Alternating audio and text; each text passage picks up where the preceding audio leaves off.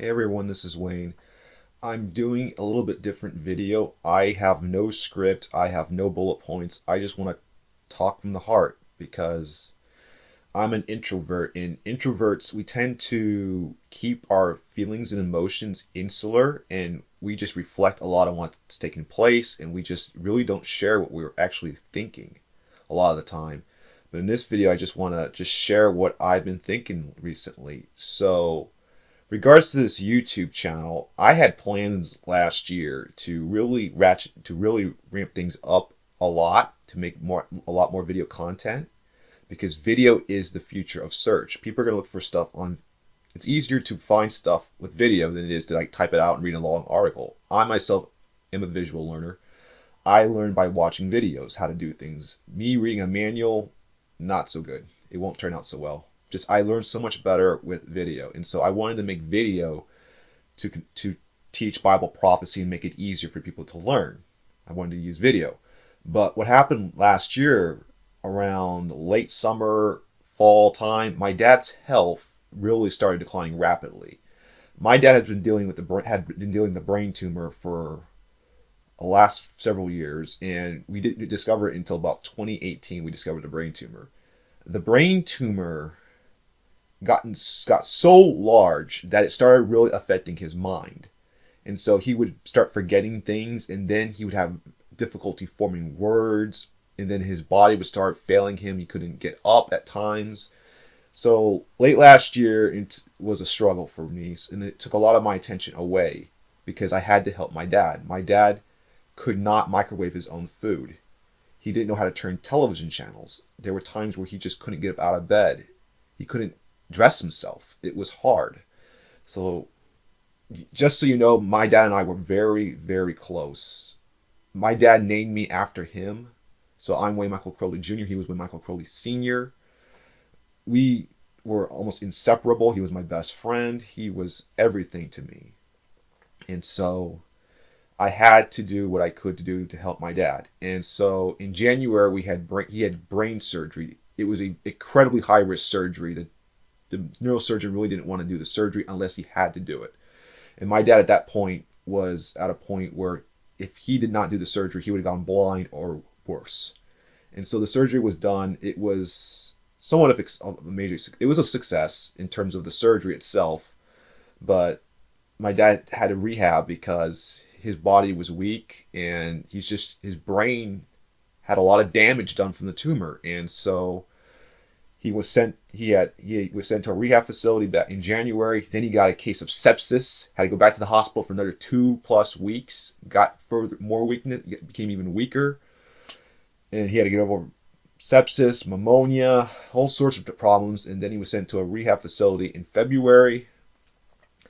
I was with him not constantly in February and March, constantly. I couldn't write much in February and March, or I could not even do a YouTube video or anything because I was constantly there with him. In fact, the staff at the facility says, this is Mr. Crowley talking to my dad, we don't see people like this that are this devoted to their family members when they're in rehab. They just don't see it. There was one point in February I spent over 72 consecutive hours at the facility, and I did not sleep for still 72 straight hours because my dad had an issue with his bladder. He had to wear a fully catheter, and because of my dad's mental state, he was not always there mentally, so he would pull at it, and he would go to the emergency room several times, and we would get these emergency phone calls at night telling us that my dad pulled his catheter, he has to be sent to the ER because of bleeding issues. And so I decided to spend 3 straight nights with him, day and night, nonstop, because the plan was if he could go those 3 days without pulling the catheter, they would try to remove it, and hopefully it would be permanent. They can just remove it permanently. He can just be free of it. And so we did that, and oh man, that was quite an experience. And we made it through the 72 hours, but for whatever reason, it didn't work. And so we had to put the catheter back in, and then in March, my dad started showing really big signs of improvement. They gave some medication, which really helped him mentally. My dad was back to where he was 5 to 10 years ago mentally. He would tell me things that I had not heard in 5 to 10 years about different things, and he explained to me why he named me after him. He told me that he named me after him because he wanted me to have something I would never lose. Because my dad originally was not born with the name Wayne Crowley. He had a different name. He was born Roger Carl Zabilski, and he was adopted, and he had his name changed. So he wanted me to have his name. And so that's why in my books, I don't put Wayne Crowley Jr. I just put Wayne Crowley because that's my dad's name. And that's a way for me to honor my dad. It's just to use his name in my work. And so in about March 18th, March 19th, my dad fell out of bed one night. He called me up and said, I fell out of bed. And I asked him, are you bleeding? And he said, a little bit. What happened was my dad started bleeding from his catheter, and at the facility, they didn't really check on him enough. And so the next day he developed sepsis and pneumonia, and he was sent to the hospital. And I watched him almost look like he was dying that day. And it was horrible. And it was so tough. And he got out. He spent a couple of weeks in the hospital more to recover. And in April, he got out of the hospital. Mentally, he was not the same. Mentally, he just was really delirious, not like the person I saw in March. We went about April 3rd. He came back to April 3rd. I visited him at the facility, and he aspirated on some food after physical therapy had worked with him, and he nearly died in my sight. He almost died. In fact, he had cardiac arrest later that afternoon. And ever since then, he was never the same. And he was just never, ever the same. It was really tough. We couldn't visit him in the hospital where he was. He was at an acute facility for over 2 months. And there was a point in time where he was able to talk again, and he got the catheter removed, but his respiratory system failed. And we just couldn't really see him because of the COVID restrictions, and he just didn't make it, and it was really tough on us. Tough on me because I'd been so close to him. But God knows what he's doing. Many of us have suffered loss this year. Our loved ones, friends, family, we've all suffered. So that's why I haven't really been updating YouTube much recently. It's because I've been dealing with that. My dad passed away on June 16th, 2020. I told my dad a lot of stuff, and one of the things that I want to do is to serve the Lord and make God proud and him proud. And so I'm continuing on with my ministry after his passing, and that's where I'm at right now. I'm trying to just push ahead. And so the reason I wanted to make this video is because when your loved one passes away, you're going to have flashbacks to different moments in time. So for me, last night I had a flashback to about 15-20 years ago, where I was talking to my dad while he was getting ready to sleep, and I would just stand around and I would talk to him about Bible prophecy and things that I expected to come in the future.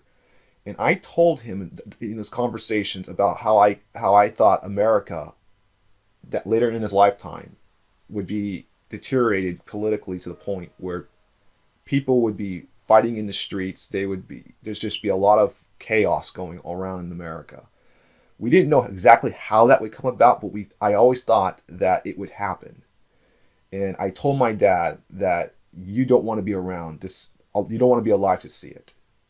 And he would always believe me, but I don't think he would quite comprehend what I was really talking about. And so, thinking about that last night, I think we've arrived at that point. We've arrived at a point of, it looks like no return, where there's violence in the streets and there's a lot of chaos politically. America is so polarized politically. You can just see it on Twitter.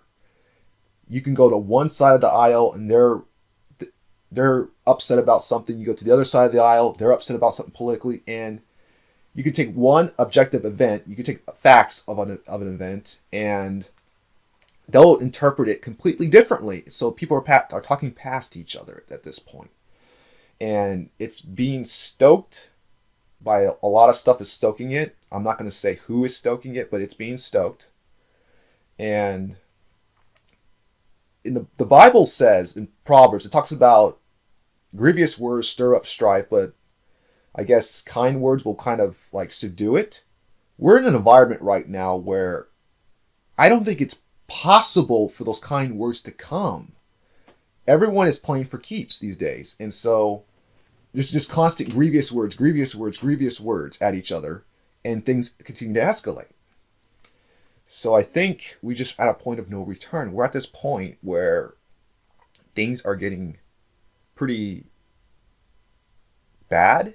Well, I would say bad relative to America's standards. I know in other countries where this is more common, and it's hard to see what's going on, what's taking place. And my dad loved this country, and I know he would not want to see this. And just I had these flashbacks, me telling my dad what I thought was gonna happen, and I just think that we're at that point now where we've reached a point where he would not want to see what's taking place, and it's tough. But when you think about Bible prophecy, you think about birth pains, which are events which will come before the coming of Christ. Christ talked about different events. You'd see false Christs, ethnic conflict, which would be nation against nation. You'd have kingdom versus kingdom, commotions, which is political instability. You would see all that happening, but then, as with the birth pain analogy, it ratchets up. It gets more intense as Christ's coming approaches. So I think we're definitely seeing the acceleration of birth pains around the world. And I just don't see how it's going to get better, especially in the age of social media where different narratives are spread, whether they're true or false. They're just spread, and things just continue to escalate. So I just wanted to share my thoughts on that, and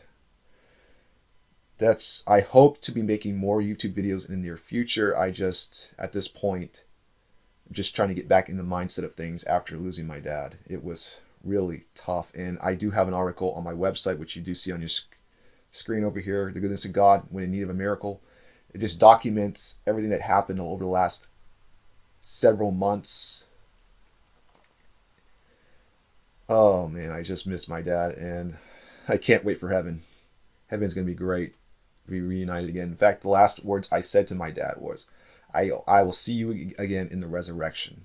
And so I'm so glad that I have my beliefs, that they give me hope for the future. So even if things look bleak now, or will get even bleaker in the future, we still have hope of what is to come, because it's not going to be all bad. Bible prophecy, there's a lot of bad things that will take place as Bible prophecy gets fulfilled, but God has a plan, and there is a better side that awaits. After all these events of the end times take place, a millennium and an eternal state are to come, and it's going to be so much better, and we'll be looking back at that and saying, wow, it was all worth it. So I just wanted to share what I was thinking, and take care. See you soon.